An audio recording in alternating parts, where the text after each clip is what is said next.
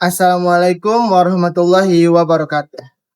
Seringkali kita menganggap bahwa proses pembangunan itu hanya berfokus pada infrastruktur, sebuah program, dan juga anggaran.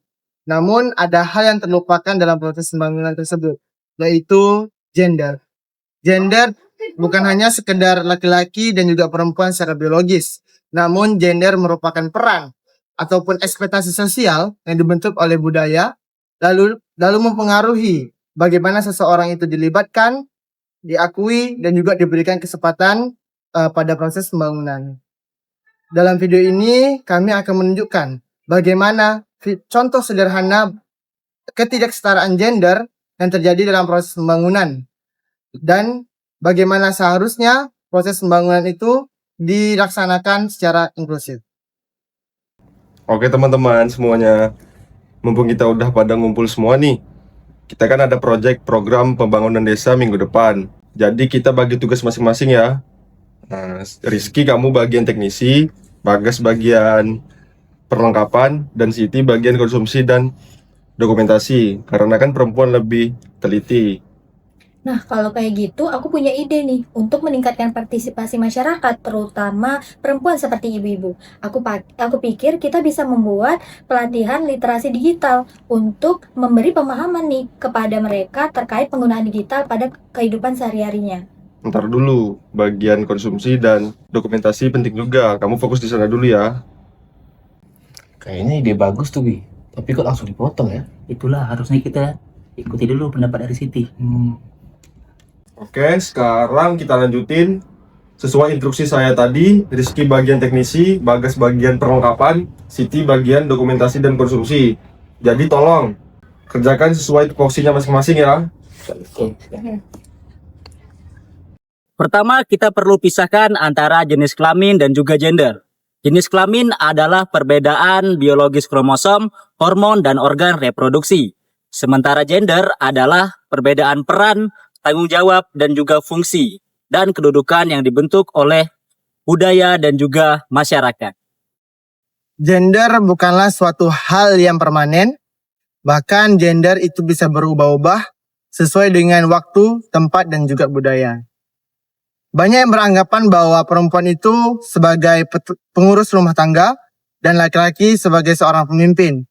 Tetapi itu bukan dikatakan sebagai kodrat, bahkan dikatakan sebagai konstruksi sosial. Namun masalah bisa terjadi akibat konstruksi sosial tersebut, yang dimana peran perempuan tidak memiliki kesempatan dalam pendidikan, pekerjaan, dan juga pengambilan keputusan. Beberapa masalah gender yang sering muncul dalam pembangunan, misalnya satu, budaya patriarki yang menempatkan laki-laki sebagai figur dominan. Yang kedua itu stereotip bahwa perempuan lebih cocok di wilayah domestik. Yang ketiga itu marginalisasi atau pengecualian perempuan dari akses ekonomi dan politik. Yang dimana yang keempat itu serta rendahnya kesadaran masyarakat tentang pentingnya kesetaraan gender. Akibatnya itu perempuan sering kurang terlibat dalam proses pembangunan. Teori Gender and Development menjelaskan bahwa ketidaksetaraan gender bukan hanya masalah individu, tapi masalah struktur sosial. Makanya, solusi tidak cukup hanya melibatkan perempuan saja, tapi mengubah sistem yang membuat perempuan tidak punya akses dan kesempatan yang sama. Gender and Development mendorong pemberdayaan perempuan, partisipasi dalam pengambilan keputusan, dan pelibatan laki-laki untuk ikut mendukung perubahan. Di Indonesia ini sendiri ada kebijakan penting, Instruksi Presiden Nomor 9 Tahun 2000 tentang pengarusutamaan gender. Semua lembaga pemerintah wajib memasukkan perspektif gender dalam perencanaan pelaksanaan, pemantauan, dan juga evaluasi pembangunan. Solusi untuk menghadapi kesetaraan gender itu meliputi pendidikan dan literasi gender untuk masyarakat. Lalu kebijakan afirmatif seperti kuota untuk perempuan, serta pemberdayaan ekonomi perempuan seperti pelatihan dan akses modal. Pembangunan hanya bisa berjalan baik jika laki-laki dan perempuan sama-sama dilibatkan dan sama-sama merasakan manfaatnya. Setelah aku dengar penjelasan kalian tadi, kayaknya aku salah. Maaf ya. Terutama ke kamu, Siti. Aku langsung menempatkan kamu di bagian konsumsi tanpa melihat kemampuan dirimu.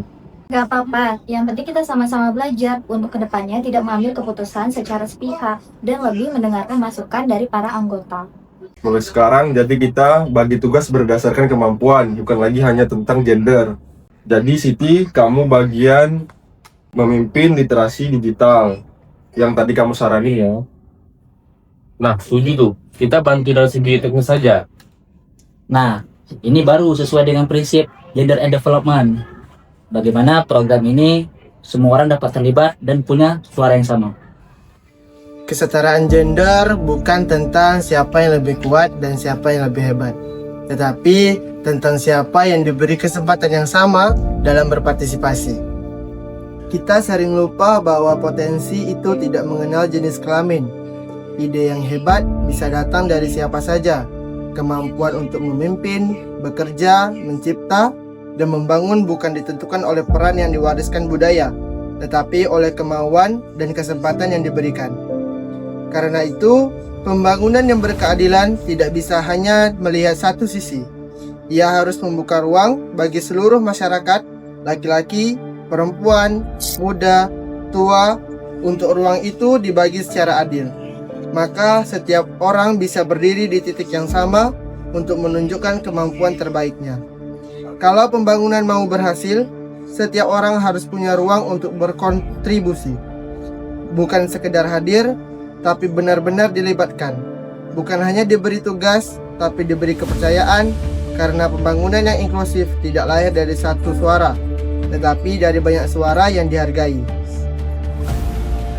Dan pada akhirnya, kesetaraan gender bukan hanya tentang menghapus batasan, tetapi tentang menciptakan lingkungan di mana semua orang dapat tumbuh, bekerja sama, dan merasakan manfaat yang sama dari perubahan yang kita bangun.